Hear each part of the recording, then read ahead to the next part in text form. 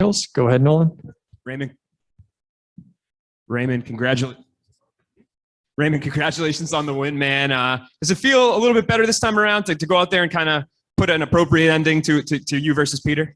Yeah, definitely. I mean, it was like that bedtime story that your parents tell you when a kid and they don't finish the ending, and you're just upset as a kid because you want to hear the ending. And I think Peter deserved that rematch. You know what I mean? I don't think that anybody that loses from a no contest or whatever it is, from a foul, eye poke, whether it be a groin shot or whatever, deserves that opportunity to get back in there. So it was great to put a stamp on the end of that and onward and upward now. In the first round when he went down, you hit him with a kick. Was that above the belt, did you think? I know the referee ruled it that way. Yeah. It was a body shot. Yeah. He knew that's why he got up right away, because Peter does have a lot of heart. I give him that. But it was a body shot. And I'm like, that was not a blow. I was like, started having flashbacks for a second. But I tried to make sure I was on point with my targeting this time. Yeah, for sure. And there was a few points in that fight where you had him in all sorts of trouble, and the referee probably could have maybe stepped in. Were you surprised in some of those sequences that it wasn't stopped? To be honest, yes. The first time, when I hit him in the body, he kind of turned away and wasn't in a position to intelligently protect himself. So I thought it could have been stopped then. Into the first round, I thought it could have been stopped. Into the second round, I thought it could have been stopped. And then towards part of the third as well, I was hitting him with, at least 10 to 20 unanswered shots, but that's the ref's job, not mine. So my job is to keep going. You got 15 minutes of experience. Like you said, a lot of dominant positions, sequences. Grade your performance for me. How do you think you did overall? I think I did so. You know what I mean? It's not my full capability, but I want to show everybody that people know me as one of the greatest as far as kickboxers and stuff like that, but I'm not a kickboxer anymore. I am a mixed martial artist. So I wanted to show the diversity of my game. I have some amazing coaches that I work with Coach Mark Munoz over at Training Lab, Coach Sam Calavita, who my cardio, as you see, is amazing. So thanks, Coach Cal. Appreciate you. Joe Murphy, Tyler Wambos. I even got to do some training with some amazing people over at Alpha Male. Even Uriah, trained me personally.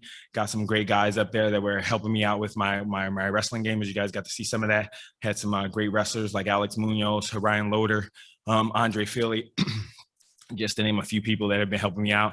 Even, like I said, my jiu-jitsu, I've been even had the blessing to work with like Ryan Hall on some jiu-jitsu stuff. So it was nice to be able to show my growth. And people don't realize I'm 40 years old, but I'm like that fine wine. I'm just getting better with time.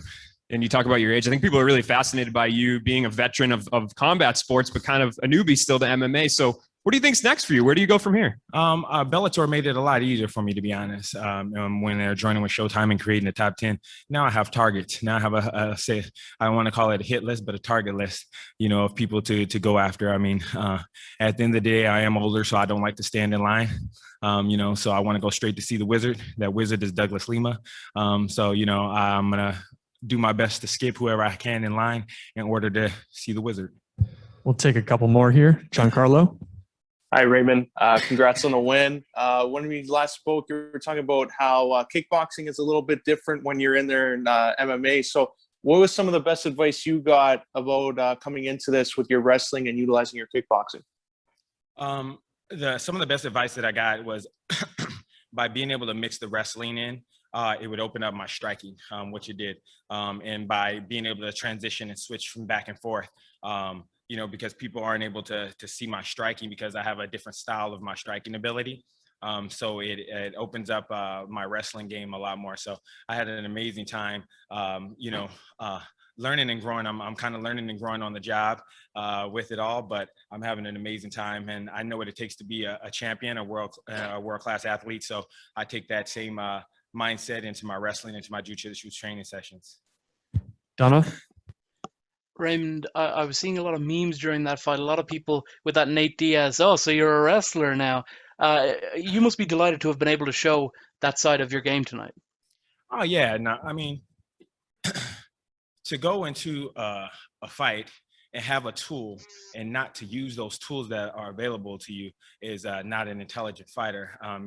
So if it's like if you go to a gunfight, but you have a knife and you say, well, I'm just going to use this knife. Why wouldn't you use a gun if it's allowed to use, so to speak, no no intentional weapons or anything, but I have a lot of these weapons. I have my wrestling, I have that. So yeah, I want to open my game up. Plus, Peter's got a lot of heart. I wanted to wear him out. I wanted to show my cardio. I wanted to show everybody else that I am coming and that I am growing. And so if I only show my stand-up, people can look at my highlight resume and they can see my stand-up game. No one's ever seen me wrestle. So now they can see that, oh, he is wrestling. He is grappling, because I am coming for the top. I don't plan on just being in the division and competing and making highlights. I come to be the champion.